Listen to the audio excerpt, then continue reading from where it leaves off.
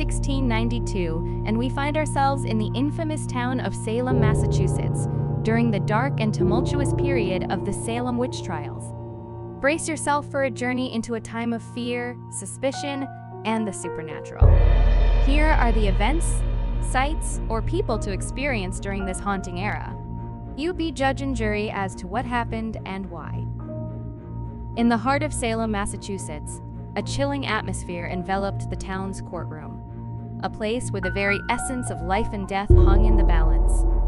It was the era of the witch trials, a dark chapter in American history where paranoia and fear reached their zenith, and the courtroom became a crucible of justice, or the lack thereof.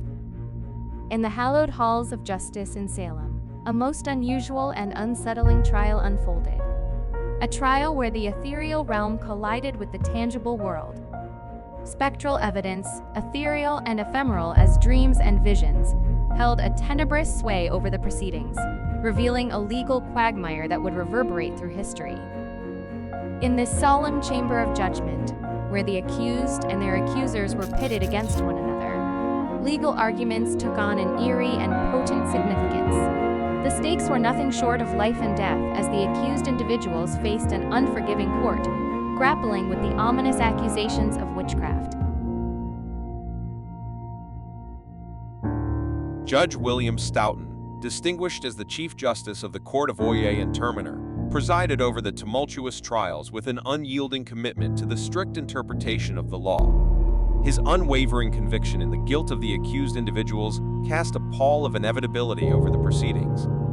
Judge Stoughton bore the solemn responsibility of passing numerous death sentences during this harrowing chapter of history, his actions forever intertwined with the gravity of the trials, as they unfolded with inexorable legal rigor and profound consequence.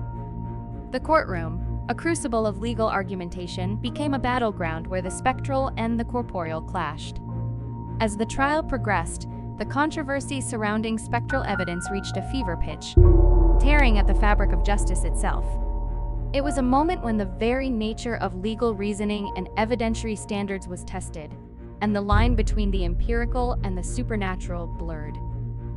In the heart of Salem, amidst the grip of hysteria, a shadowy veil of accusation descended upon its inhabitants. Among those ensnared in the web of suspicion were individuals whose lives would forever be marred by the Salem witch trials. Bridget Bishop, Sarah Good, Rebecca Nurse, and Tituba, their names etched into history as symbols of an era plagued by paranoia and fear. In the crucible of suspicion and fear, her reputation as a woman unbound by convention cast a long, haunting shadow, ultimately leading her down the treacherous path that history would forever remember. Sarah Good, her once bright eyes now dulled by the weight of her accusation, sat confined within the dimly lit cell of a puritanical dungeon. Her story was one of destitution and desperation, a widow struggling to eke out a living for herself and her young daughter. As the fervor of the witch trials unfolded, Sarah became a target, accused of consorting with the devil and casting malevolent spells upon her neighbors. Rebecca Nurse, a revered and elderly member of the community, stood as a pillar of piety and kindness in the eyes of her neighbor. Her reputation for goodness and compassion was unimpeachable. However, even the weight of her sterling character could not shield her from the harrowing accusations of witchcraft. It was a cruel twist of fate that saw Rebecca accused and ultimately hanged. Her case served as a stark illustration of the irrationality and inherent flaws of the trials, a tragic reminder that even the most virtuous among them were not immune to the hysteria that gripped Salem. Tituba, a woman of African Caribbean descent, found herself ensnared in the hysteria's web. In a town bound by rigid puritanical norms, she was an outsider, making her an easy scapegoat. Her stories of Barbados and a life beyond Salem's narrow confines painted her as an exotic and mysterious figure, further fueling the suspicions that shrouded her. Accused of bewitching young girls, Tituba faced the full wrath of Salem's paranoia. These accused women, once neighbors and friends, now found themselves bound together by chains of accusation. In the cold and unforgiving dungeon, they shared stories of innocence, pleading for understanding amidst the hysteria that had gripped the town. Their voices, though faint, echoed with the chilling realization that in Salem, even the most vulnerable could become the accused. In the annals of Salem's tumultuous history, the figure of Reverend Samuel Parris stood as a central and enigmatic presence. As the minister of Salem Village, he held sway over the spiritual well-being of the community, guiding their souls along the righteous path. Yet, within his own household, a shadow of dread descended, as his daughter Betty Parris and niece Abigail Williams exhibited behaviors beyond the ken of mortals, behaviors that would ignite the dark fire of witchcraft accusations. Stand on the infamous Gallows Hill, where the accused were executed. Reflect on the tragedy and contemplate the impact these events had on the community. Gallows Hill, a place shrouded in the mists of Salem's darkest history, stood as a somber sentinel, bearing witness to the unspeakable tragedy that unfolded upon its blood-soaked soil. The air hung heavy with an eerie silence, as if the very earth itself had not yet recovered from the horrors that had transpired there. In the annals of Salem's turbulent history, a figure emerged whose influence on the trials was as profound as it was controversial. Cotton Mather, a zealous Puritan minister, wielded religious fervor like a fiery sword, casting judgment upon those accused of witchcraft. Cotton Mather was a man of unwavering faith, a beacon of religious authority in a time when Puritanism held sway over the hearts and minds of Salem's inhabitants. His sermons echoed through the pews, instilling fear of the devil and his minions in the hearts of the faithful. With fiery rhetoric, he painted a world where salvation was a fragile lifeline, and sinners teetered on the precipice of damnation. Mather's sermons, like blazing stars in the night sky, illuminated the path of righteousness. He saw the trials as a divine reckoning, a purification of the community, and the eradication of malevolent forces that lurked in the shadows. To him, the accused were not victims, but vessels of sin, vessels that must be cleansed through the righteous fire of justice. Yet, in his fervor, Mather's zealotry bordered on prejudice. He saw the accused through the prism of his own dogma, viewing them not as individuals, but as embodiments of wickedness. His sermons fueled the hysteria that gripped the town, a hysteria that saw the most vulnerable among them accused and condemned. In the heart of Salem, where whispers of witchcraft had cast a chilling pall over the community, we sat down with some of the young girls who found themselves at the center of the tumultuous witch trials. Their motivations, their perspectives, and the psychological intricacies of those fateful days were laid bare in our candid conversations. Abigail Williams, a name synonymous with the trials, spoke of fear and confusion. "We saw things, strange things," she began, her voice quivering. "Animals behaving oddly, people falling sick. It felt like a curse was upon us, and we didn't understand why." Elizabeth Parris, another key accuser, added, "We were just children, trying to make sense of a world turned upside down. The adults around us were alarmed, and we wanted to be heard, to feel important." Mary Warren, another accuser, shared, "We felt like we were doing God's work, rooting out evil. We wanted to protect our families and our town." Mercy Lewis, one of the accusers, confessed it got out of control. We couldn't stop it, even if we wanted to. We were trapped in a whirlwind of accusations.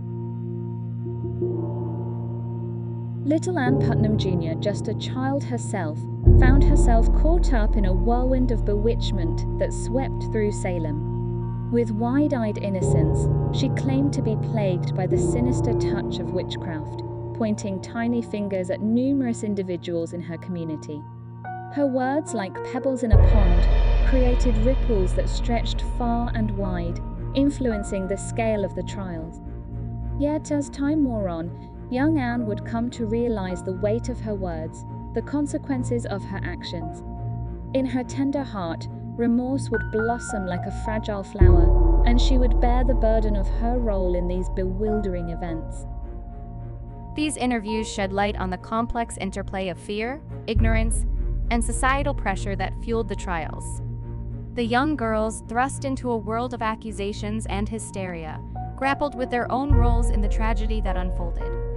In their voices, we heard the echoes of a time when innocence and guilt blurred, and the consequences of unfounded accusations reverberated through history.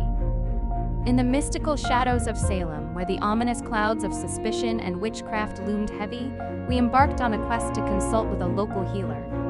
A wise woman who, in whispered tones, was said to possess knowledge of alternative forms of medicine that transcended the ordinary. The path to the healer's secluded dwelling wound through a dense forest, its ancient trees gnarled and entwined like guardians of arcane secrets. Upon arriving, we were greeted by the scent of burning herbs and the soft murmur of incantations that seemed to dance upon the wind. Before us stood Mistress Eloine, a woman of otherworldly grace and wisdom, her eyes as deep and enigmatic as the darkest of midnight skies. She spoke of a world where herbs and roots held mystical properties, where potions and salves could mend the body and soothe the soul. In this realm of natural remedies, the boundaries between the mundane and the magical blurred. Mistress Eloine's words unfolded like a tapestry of enchantment. She navigated the perilous climate of suspicion by treading carefully, her knowledge passed down through generations like a sacred heirloom. She whispered healing incantations and invoked the spirits of nature, seeking to alleviate suffering in a world beset by fear and uncertainty. As we departed from Mistress Eloine's mystical sanctuary, we carried with us not only the secrets of alternative medicine, but also a deeper understanding of how healers like her had navigated the treacherous waters of suspicion. In a time when the line between wizardry and witchcraft was perilously thin, they had sought to heal and to protect, their knowledge a beacon of hope in a world ensnared by darkness and doubt. In the wake of the Salem witch trials, the once thriving community found itself ensnared in the heavy tendrils of remorse and reflection. What had begun as a fervor of fear and paranoia had left the town scarred, both physically and spiritually. The trials had exacted a terrible toll, tearing at the very fabric of the community. Efforts were made to memorialize the victims of the trials to ensure that their names were not forgotten. A memorial was erected, a solemn testament to the injustice that had occurred, a reminder to future generations of the perils of intolerance and hysteria.